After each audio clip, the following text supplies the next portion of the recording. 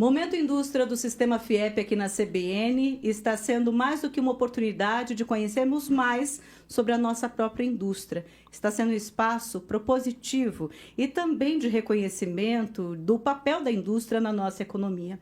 A indústria é fundamental para o desenvolvimento do Paraná. Com quase 80 mil empresas espalhadas por todas as regiões, elas geram mais de 1 milhão de empregos diretos. O setor corresponde a 28,5% do PIB do estado. Um parque fabril forte, diversificado, que atualmente é o terceiro principal polo da indústria de transformação do Brasil. E todo esse segmento é representado institucionalmente pela FIEP, a Federação das Indústrias do Estado do Paraná, que no último dia 18 de agosto comemorou 81 anos de fundação de atividade. E ao longo dessas mais de 8 décadas, a FIEP tem contribuído de maneira decisiva, inclusive, para o desenvolvimento do setor em uma atuação que se reflete em benefícios para toda a sociedade.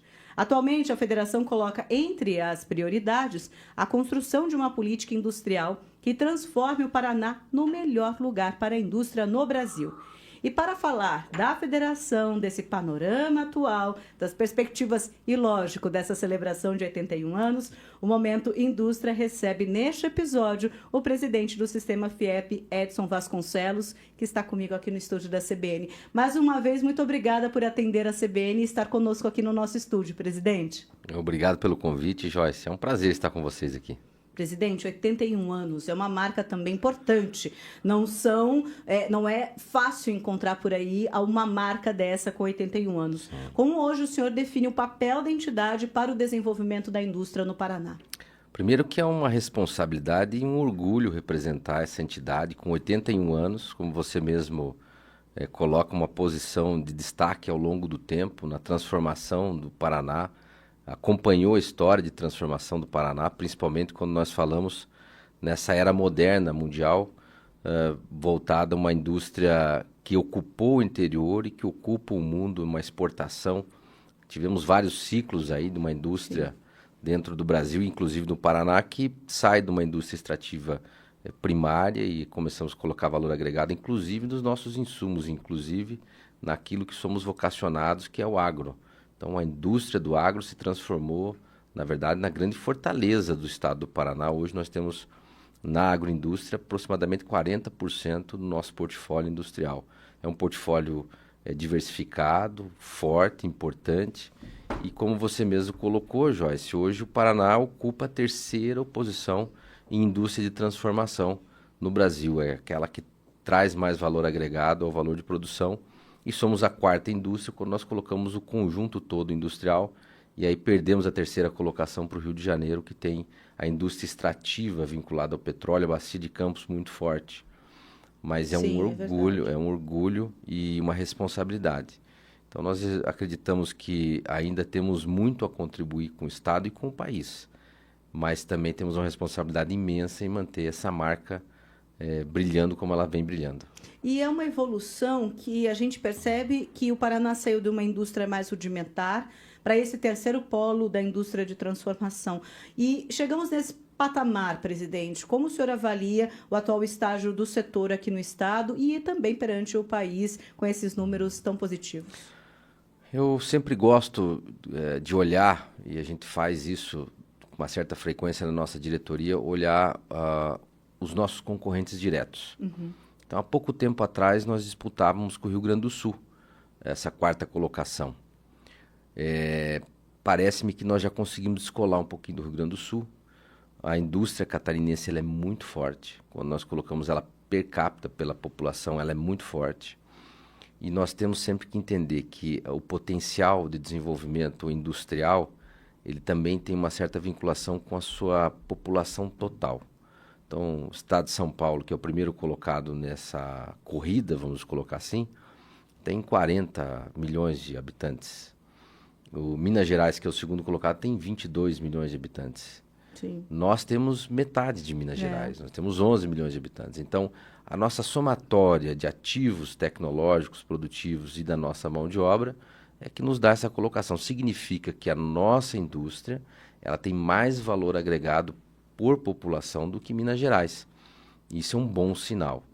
E mais do que um bom sinal, quando nós fazemos a comparação direta, olhando uma fotografia atual e um pouco do passado, nós também percebemos que o futuro talvez seja muito mais carinhoso com o Paraná. O Paraná tem uma localização dentro do país, as fronteiras que nós temos, o acesso ao mar. Minas Gerais não tem acesso a portos, tem que passar pelo Espírito Santo. Parece-me que isso traz também uma tendência que o Paraná possa almejar ser o segundo colocado em indústria de transformação. Isso é muito importante, inclusive, para a gente calibrar as nossas metas, calibrar os nossos desafios, e parece-me que cada vez mais o Estado do Paraná percebe o potencial e consegue perceber também que pode ocupar esse segundo lugar. Presidente, a gente na atual gestão percebe uma movimentação em todo o Paraná por meio dos fóruns regionais, essa aproximação com as indústrias, até mesmo para entender melhor as necessidades, as demandas. Quais têm sido, então, essas principais demandas dos empresários nas diferentes regiões? Como está sendo recebê-las, inclusive? Fazer diagnóstico, tirar uma fotografia, e inclusive ter uma certa percepção qualitativa chegando à ponta é importante demais. Então, uma coisa é nós percebermos tendências mundiais e tendências que podem vir para o Paraná, mas sentado de um ponto de vista que não está sendo aquele quem está sofrendo na ponta, lá no município. Eu acho que esse ponto é o principal.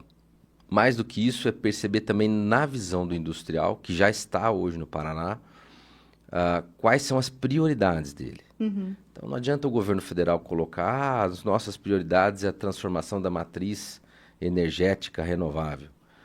Muitas vezes a vida real desse industrial não coloca isso como prioridade, mas a federação tem que ter um compromisso com agendas sustentáveis e agendas que tragam valor à nossa produção. Porém, esse industrial está tendo dificuldades diárias, atuais, com a matriz energética, com a infraestrutura, com a falta de mão de obra, com a empregabilidade. O país tem uma diferença muito grande entre a taxa de ocupação de vários estados. Então, o Paraná é um dos que menos tem taxa de desemprego. Até é um ponto de reflexão que muitas vezes esses programas de assistência social, de assistencialismo, não deveriam ser engessados para o Brasil todo, deveriam ter condicionantes vinculados a cada estado. Não pode ter a mesma força de atuação que tem um estado que está com quase pleno emprego, com outras regiões que têm muito mais dificuldade.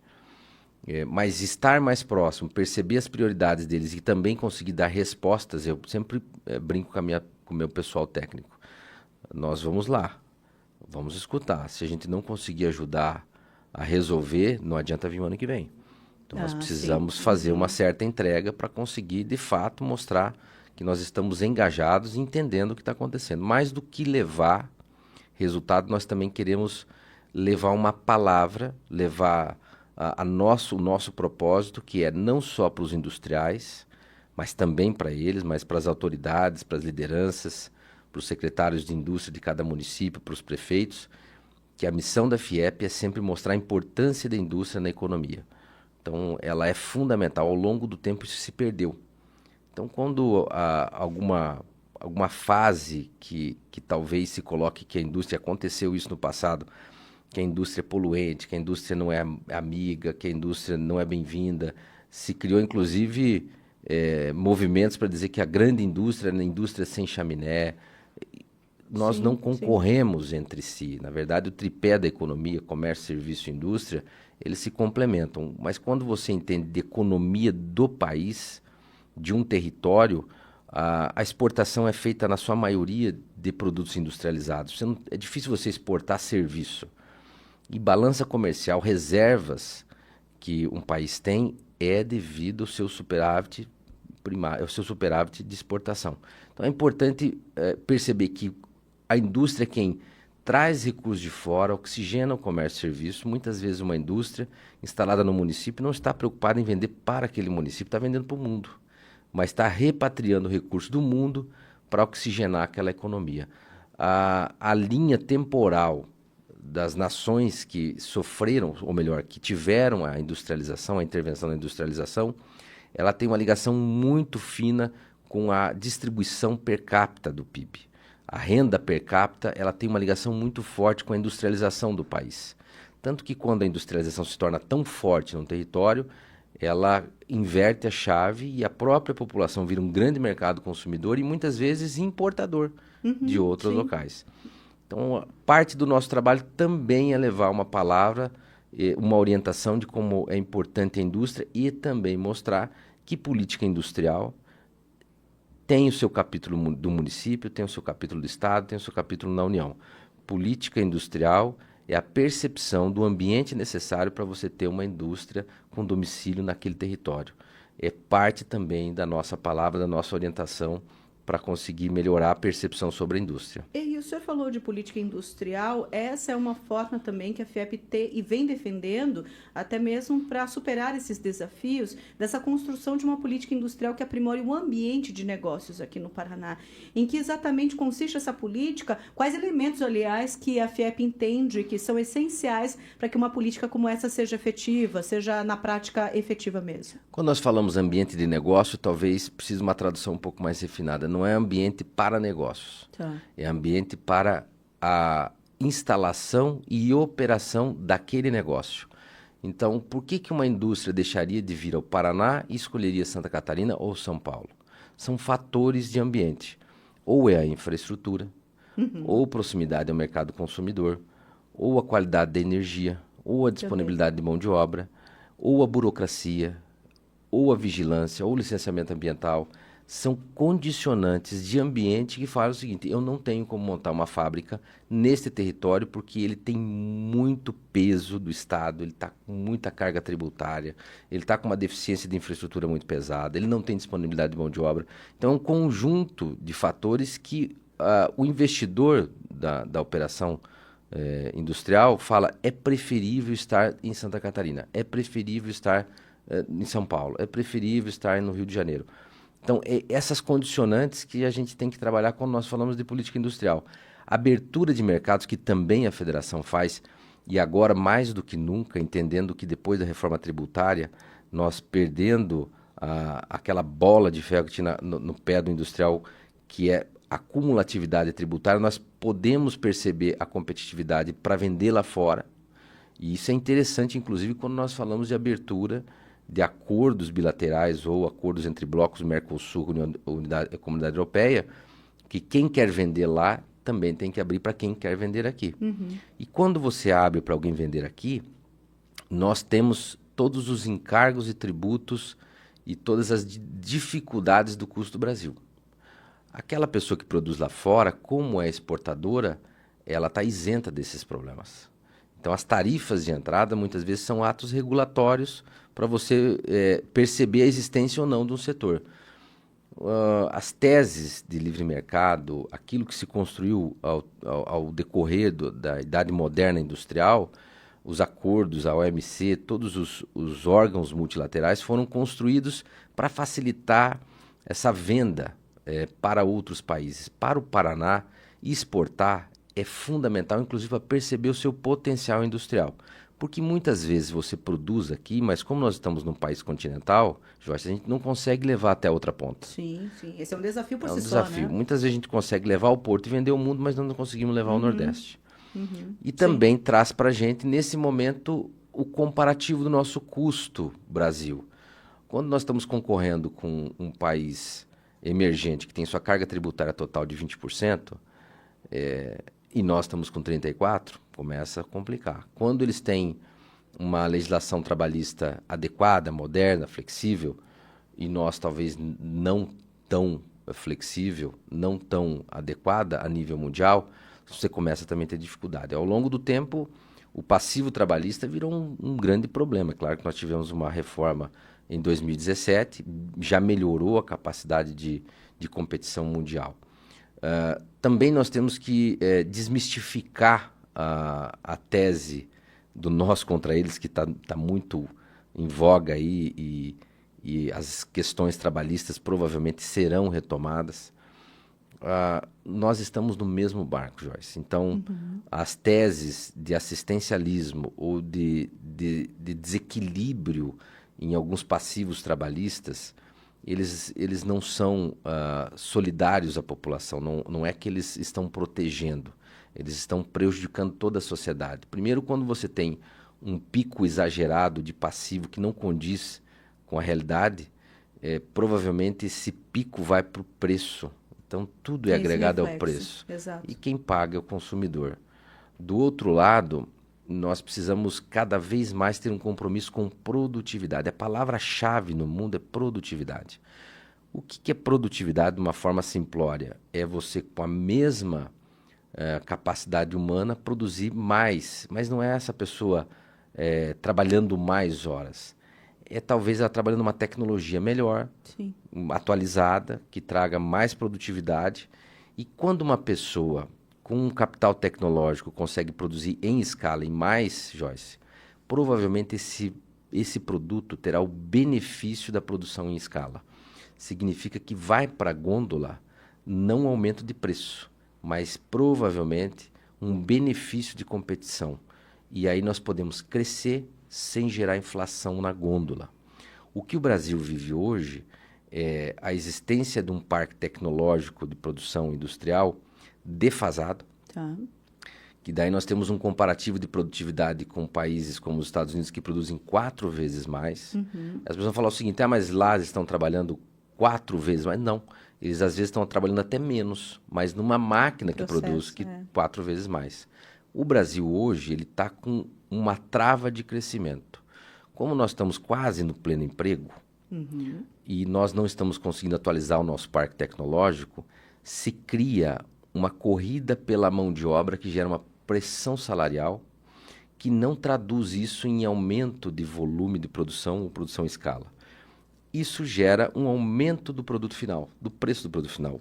Na gôndola, você faz a reflexão dessa pressão salarial. Você leva um processo inflacionário.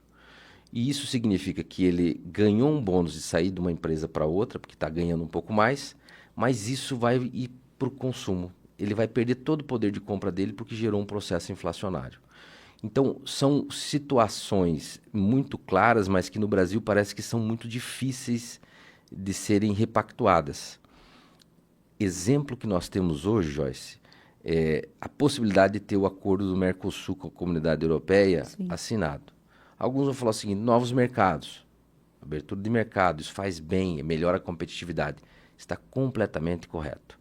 Mas veja só, acordo de blocos multilaterais, bilaterais, eles trazem um compromisso.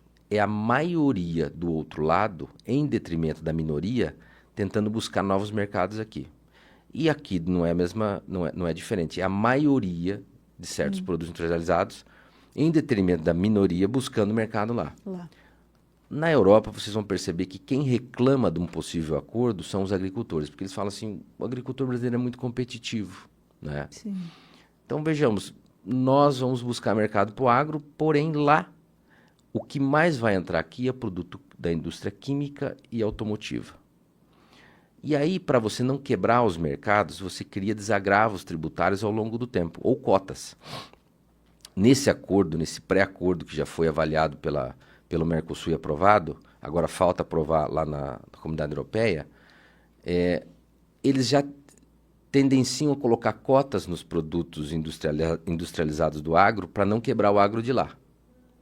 E, da mesma forma, eles colocam desagravo tributário de 15 anos nos produtos de alto valor agregado industrializados que vão vir para cá. Tem uma reflexão que nós temos que fazer, nós precisamos de novos mercados para o agro ou nós já estamos talvez configurados como parte de uma cadeia da segurança alimentar e todo mundo vai precisar comprar comida? É uma discussão a ser feita. Provavelmente a nossa indústria automotiva e química vai ter um golpe muito grande. E eles, para poder competir lá fora, eles vão falar para o nosso governo, são 15 anos que eles vão começar com uma tarifa de bloqueio e depois vão diminuir. Em 15 anos zera. Ou o Brasil cria um protocolo de melhorar a sua competitividade, o seu custo Brasil em 15 anos, ou a indústria química ou a indústria automotiva vai fechar no Brasil. O que nós sentimos é que, Joyce, no Brasil não há nenhum tipo de movimentação de um acordo com reformas estruturantes que ao longo do tempo a gente perceba... Que vai garantir exatamente isso. Evolução na carga tributária, no custo da energia, na competitividade baseada no nosso parque tecnológico. Então, isso nos dá um pouco de precaução. O mundo vive uma turbulência quando nós falamos de tarifas que estão totalmente vinculadas ao processo industrial. O que o governo norte-americano está fazendo é: eu quero defender a minha indústria. E aquela que saiu daqui, eu quero que volte para cá. Sim. Então, a importância da indústria no mundo ela é muito importante.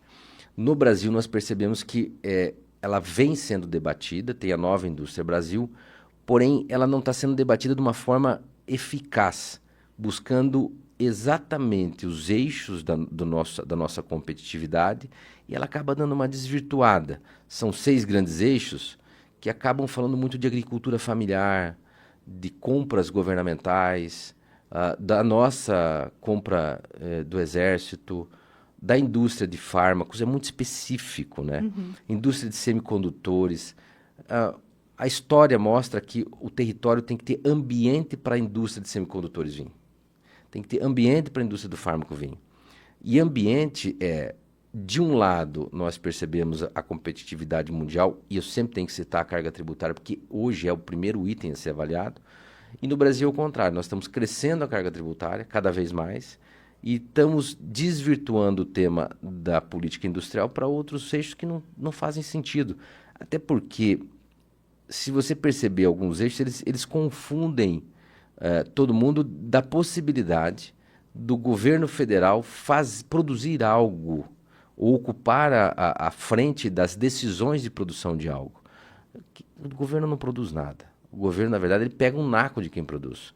Quem produz são os CNPJs e CPFs de um território. E nos Estados Unidos, parece que isso é muito mais maduro, nós fizemos um acordo com o MIT, Joyce, principalmente no âmbito de inteligência artificial. O tema é todo ele explorado em cima de produtividade. Dentro de umas aulas, de uma das aulas que nós tivemos lá, veio uma professora que fez parte do projeto do plano de política industrial do último governo dos Estados Unidos. O projeto lá é o seguinte: se você aumentar a sua produção, contratar mais pessoas, nós vamos tirar uma parte da tua tributação. Você vai ter tanto de desconto na tua tributação. Se você distribuir pelo aumento da tua produtividade, distribuir para o teu colaborador mais do que a curva normal, você também ganha desconto tributário. Então, os Estados Unidos demonstra que ele acredita muito nas empresas, nos CNPJs, nas pessoas. Ele quer aumentar a renda média e quer aumentar o poder de produção dos CNPJs. Esse projeto que o Donald Trump levou ao Congresso, que é o projeto de desenvolvimento econômico tributário deles, é um projeto totalmente diferente do Brasil, com uma similaridade. Aqui nós temos expansão fiscal, endividamento da máquina pública, lá também. Então a proposta dele é expansão fiscal e aumento da máquina pública, porém buscando investir nas empresas, nos CNPJs. Lá eles vão reduzir tributos, potencializar as empresas para retomarem a produção dentro do território norte-americano, para poder cada vez mais entender que a economia norte-americana é o seu parque fabril. E isso no Brasil nós temos um pouco de dificuldade. Então isso nos preocupa um pouquinho quando nós falamos de políticas industriais no Brasil. E dentro desse contexto, presidente Edson Vasconcelos, o senhor falou muito sobre este ambiente para não só atrair negócios, mas poder esse negócio prosperar aqui, sobre a indústria e a posição. A atuação da entidade vem nesse caminho de transformar o Paraná no melhor lugar da indústria, para a indústria do Brasil. O senhor acha que existe hoje essa condição para alcançar essa posição? É um trabalho voltado ao ambiente, né, o ambiente necessário para a indústria se instalar aqui. Nós nos preocupamos muito com a carga tributária. A carga tributária agora, pós-reforma, ela vira commodity, todo mundo está no mesmo patamar. Sim. Porém, quando a carga tributária deixar de ser algo como diferencial competitivo, que aqui nos preocupa muito essa tese, acredito que haverá uma reformulação da questão tributária. O segundo item que vira o primeiro item é a infraestrutura. Então, que sempre foi um ponto complicado. sempre foi um ponto complicado e é claro que comparativamente pode ser que o Paraná já esteja na frente de alguns estados, mas não quer dizer que seja a necessidade da indústria paranaense. As características da indústria paranaense são totalmente diferentes da indústria catarinense. Um exemplo, a indústria catarinense ela ocupa muito mais uma faixa litorânea. Sim. A necessidade de infraestrutura ferroviária deles lá é totalmente diferente da nossa.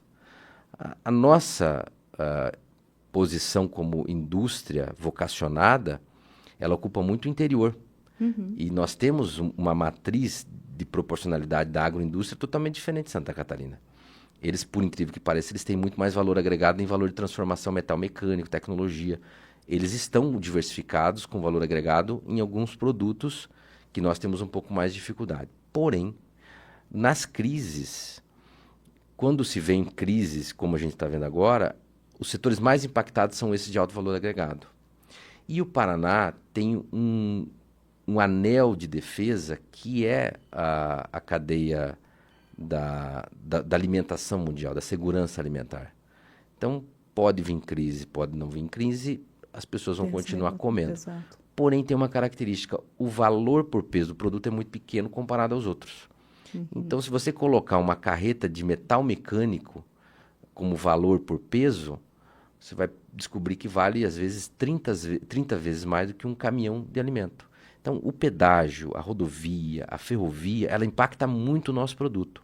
Ela, inclusive, pode tirar o nosso produto de competitividade ou de atender alguns mercados. Isso já aconteceu de forma muito prática. Uma empresa de Toledo, que abriu possibilidades de negócio na África do Sul, quando começou a modelar a venda do produto, descobriu que o rodoviário, 1.000 quilômetros rodoviários no Brasil, é aproximadamente $60 por tonelada.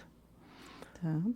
Paranaguá-Xangai, que são 22 mil milhas náuticas, é $36 a tonelada para você fazer quase a volta ao mundo. Então, o rodoviário é muito impactante quando nós falamos de alguns produtos vinculados à nossa vocação. Então, as características que o Paraná tem, elas são distintas a nível do Brasil. Comparativamente, talvez estejamos melhores. Não conseguimos atender o continente, o Brasil em si, porque é um continente. Se você colocar um caminhão de alimentos e quiser atravessar o Brasil, você vai descobrir que o valor do frete ficou mais caro que a carga chegando na Bahia. Sim, sim. Então, algumas condicionantes que o Paraná precisa se atentar para melhorar sua capacidade de exportação e entender as suas vocações. O Brasil ocupa a 24ª posição na exportação global. Nós somos a décima economia. Então, toda a importação mundial é na ordem de 24 trilhões de dólares. Nossa proporção é muito pequenininha. Comparativamente àqueles que estão na nossa frente, nós temos um aculturamento do empresário buscar a exportação, buscar novos mercados de valor agregado. Por isso que talvez as tarifas dos Estados Unidos agora sejam muito ruim por um lado, mas muito importante por outro. Nós temos que entender o potencial que nós temos de exportação, temos que atender o mercado interno, temos que atender o nosso continente, dependendo do produto, claro, mas nós não podemos perder o interesse pelo mundo. Presidente Edson Vasconcelos, falamos aqui de vários desafios, é verdade, mas a gente sempre precisa celebrar as conquistas e uma delas foi essa marca de 81 anos da FIEP, celebrada agora em agosto. Eu gostaria que o senhor falasse um pouquinho do evento, porque teve um grande evento aqui em Curitiba, inclusive a federação recebeu o ex-ministro da Economia, da Fazenda, Paulo Guedes. Como é que foi esse evento e o que pode, inclusive, esse debate, né, levar para o futuro da federação e também da indústria como um todo? A importância do ministro vir, até porque a federação vem numa busca por grandes economistas. Nós tivemos já um curso de extensão sobre políticas industriais, subsidiado pelo olhar de vários economistas que têm visão micro, municipais, estaduais e mundiais, nacionais, mundiais. É um economista com uma característica muito marcante. Ele é liberal, neoliberal, vem da escola de Chicago, ele tem uma característica provada agora, numa pior fase que nós tivemos, que foi na época da pandemia. Da pandemia, exato. Ele comunga muito com a percepção que nós temos de economia de um território, que a economia são as empresas, são as pessoas, a renda média tem que aumentar, as empresas têm que ter poder de fogo. Isso traz uma sensação muito agradável para quem estava na plateia. Então, a gente que conseguia perceber o retorno do público. Essa receptividade. A receptividade, né? É muito importante. Então, ele, como um economista, já é algo diferenciado. Até alguns citam que ele seja o maior economista da era moderna do Brasil. E, do outro lado, ele é um homem com uma performance de palco muito bacana, né, muito dinâmico. E o conjunto, eu acho, do aniversário foi fantástico. A entrega foi bacana, foi perfeita. Nós também fizemos homenagens a ele e ao deputado Pedro Lupion, que hoje é presidente da Frente Parlamentar do Agro, que tem total sinergia com a indústria do Paraná.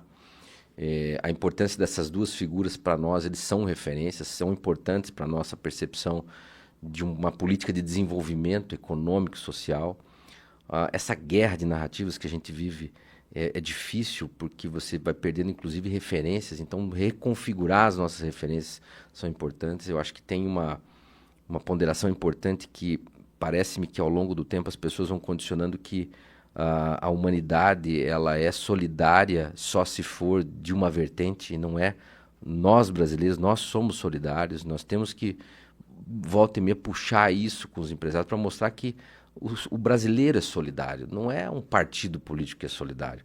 E nós precisamos aumentar o nosso nível de solidariedade e mostrar que também podemos transformar, que as ferramentas de desenvolvimento social, inclusive, são principalmente as empresas que geram essa distribuição de renda. Precisamos cuidar dos mais necessitados, precisamos dar a mão para aqueles que mais precisam, precisamos de programas de assistência para aqueles que precisam, mas precisamos também calibrar a cultura, calibrar esse potencial de responsabilidade e de consciência plena do empresário e da própria população, para nós também não entrarmos em narrativas aí frágeis e que vai colocar o país numa situação não adequada. Presidente, eu gostaria das suas considerações finais e já o meu agradecimento por mais uma vez ter estado conosco e agora dentro do Momento Indústria do Sistema FIEP aqui na CBN. Joyce, eu que agradeço aqui, quero deixar um abraço para todos os industriais do Paraná, os nossos sindicatos patronais, a todos aqueles que foram no nosso evento, nosso aniversário. A federação tem um compromisso com a indústria paranaense, ela tem uma linha de posicionamento institucional, de presença com o Estado, de ser proativo, de buscar, talvez, debater os temas mais difíceis, mas vai cumprir o seu papel. Muito obrigado. Obrigada mais uma vez. O presidente Edson Vasconcelos foi o nosso convidado aqui no Momento Indústria. Falamos deste panorama do setor, falamos dos 81 anos da FIEP e você tem esse compromisso de, aqui na CBN, ouvir mais sobre economia, sobre a sociedade paranaense e sobre, lógico, o setor produtivo aqui do estado por meio da indústria. E eu espero você no próximo episódio. Até lá!